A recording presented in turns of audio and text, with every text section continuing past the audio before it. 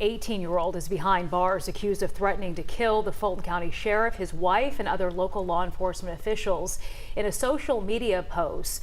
The threats allegedly made over the arrests and jailings of more than 24 alleged members of the Young Slime Life street gang, including rappers Young Thug and Gunna. Sheriff Patrick Labatt says the teen made several threats, death threats, on his Instagram and posted comments on other accounts as well. Even with his teen in custody, the sheriff said just an hour ago the threats are still coming in.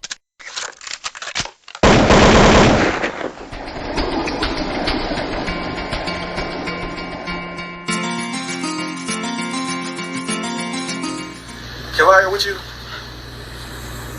What? ACP, did you see this?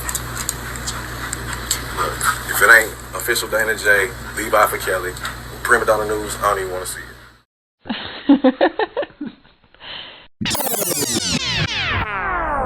It doesn't take a genius to go back through my content and recognize why I question everything that the government put in its allegations called indictments against Robert Kelly and all these people who felt compelled to come to the internet.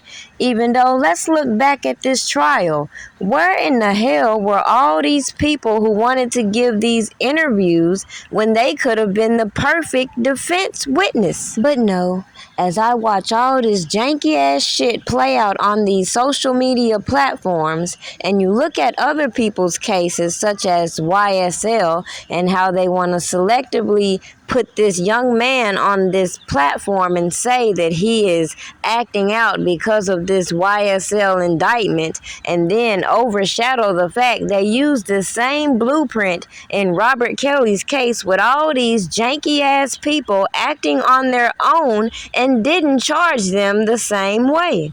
Instead, they were given opportunities to make it appear as though they were acting on behalf of Robert Kelly, the same way this prosecutor has put out there that she's receiving these threats, even though there's a long history of these prosecutors having threats when they're dealing with high-profile cases when they bring it to public attention. But I just find it crazy. The more I try to give reasonable doubt that Robert Kelly was behind all these shenanigans, and the more these people came out here trying to make it more obvious that they're trying to make it seem as though he is, this is why I question a lot of these so-called supporters regardless of how they feel. Especially when I bring your attention to one red flag that caught my attention from the beginning.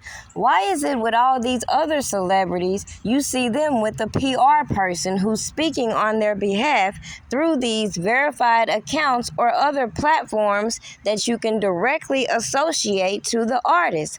Meanwhile, when it came to Robert Kelly, all you got is this he said, she said, and you never know where the information is coming from. Meanwhile, the people passing the information want to get mad because you don't run with what they tell you, and then start getting people to attack you on these platforms while people selectively act like they don't see shit. Oh, but that's where everybody fucked up when it came to me.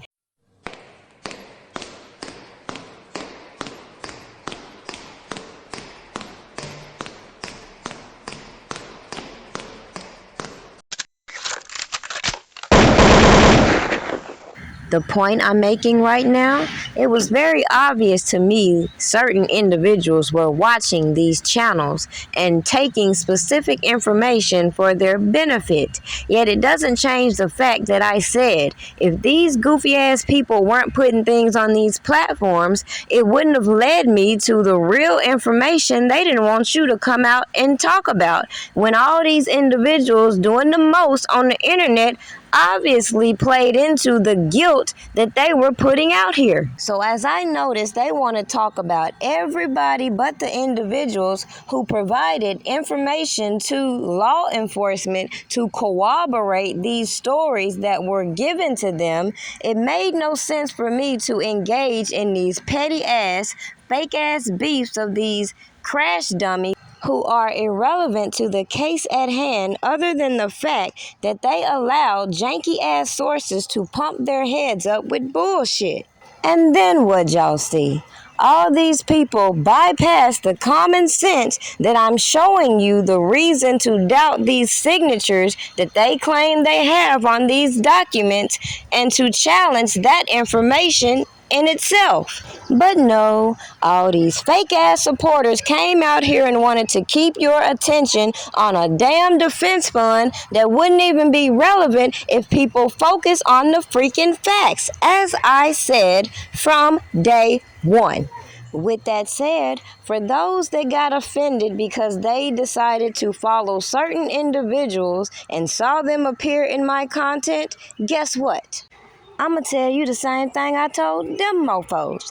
Fuck your feelings. Y'all didn't give a fuck when you seen them people posting my child, trying to post where they thought I was located, posting my pictures, and doing the most trying to tell me what they thought about me like I gave a shit. The point in me bringing that to you is clearly I don't believe Robert Kelly is behind these shenanigans. Let me repeat it one more time for the people all the way in the back. I do not believe Robert Kelly is calling these individuals, is doing all this stupid ass shit that they're portraying. Meanwhile, I do believe individuals close to him have been infiltrated. Period. And that's a fact. So the last point I'm going to make is, rather than coming out here and making accusations and accusing people, even though I've clearly shown you how I could tell these people were in affiliation with each other based on the things they sent me and the things they came on their platform saying. With that being said, it's not my job to do law enforcement work. It's our job to put the pressure on these people to do their jobs. With that being said, you cannot tell me you stand for justice as you sit here and watch these individuals pick and choose what information they want to take from these platforms.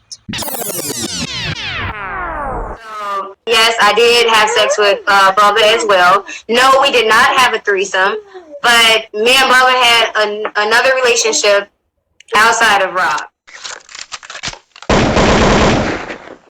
I've still yet to figure out how people watch the same things that I watch, and yet they weren't led down the same path that I was in looking at a person like JP, who was used to facilitate this narrative, who actually was one of the main people who enlightened me to the fact that a lot of the things we saw put in these original motions and indictments against Robert Kelly detailed a line of extortion, and the fact that they're going to overlook McDavid's key roles and then try to put the blame on Robert Kelly in this RICO case in New York is what really flabbergasted me.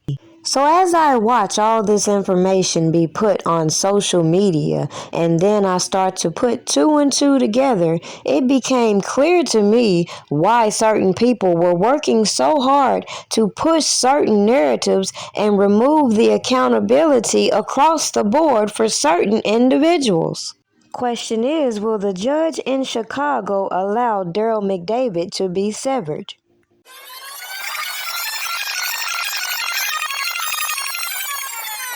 Today in the child pornography trial of singer R. Kelly, witness after witness identified those on that now infamous sex tape as the alleged victim and R. Kelly. SEAL TV's Randy Bellasoma was in the courtroom today, joins us now from 26 in California with more. Randy?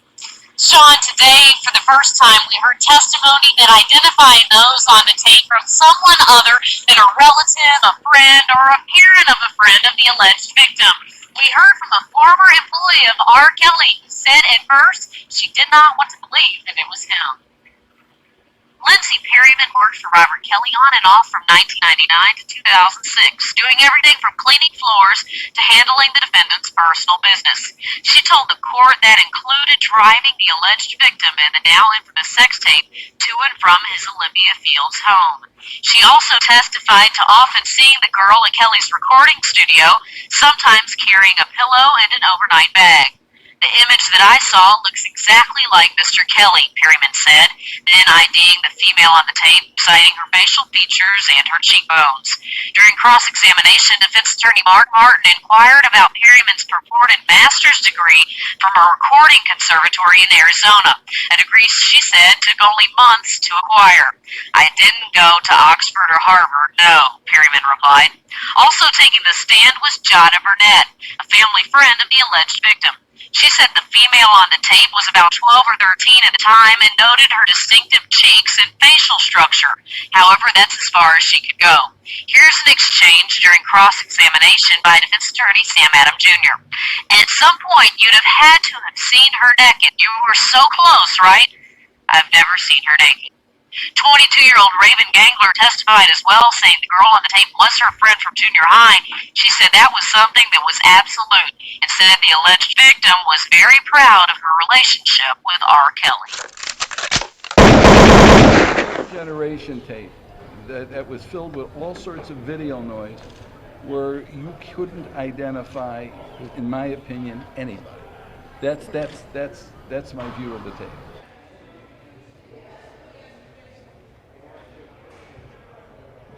There's an idea out there that because he sat in that courtroom stoic and he didn't show emotion and he didn't show any kind of concern, and I heard that said about him, sitting next to him, because I did every day, if you recall, I sat next to him every day of this trial and listened to him and talked to him. He was a very caring and concerned person. He just knew that every move that he made was going to be criticized, every move that he made was going to be watched, every move that he made was going to certainly come out in a newspaper or on television, and so his way of dealing with it was to be stoic.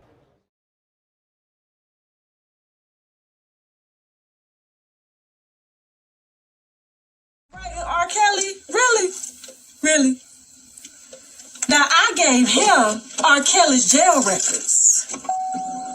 Ask him how he got R. Kelly's jail records. Ask him how I got the emails between Azrael and R. Kelly. So you mean to tell me I don't know what the fuck I'm talking about? The article state that the other person was in trouble. It did not. It did not. And there's a reason for that. There's a reason for that. You think we don't know? And I'm not saying that they can't pull no shit, but what I'm saying is I'm talking about the article at hand. There was a reason why the article didn't say what it said, and for people to make all these assumptions, and oh boy, to be a lawyer, you should know. If the feds got something, they ain't gonna announce it. They already got it. And if they gonna do something with it, they gonna do something with it. Ain't gonna be no reporter letting people know ahead of time what's going on. When you hear Fed investigation, everybody know that. Guess what? You hear after they've made arrests, okay? You hear after that.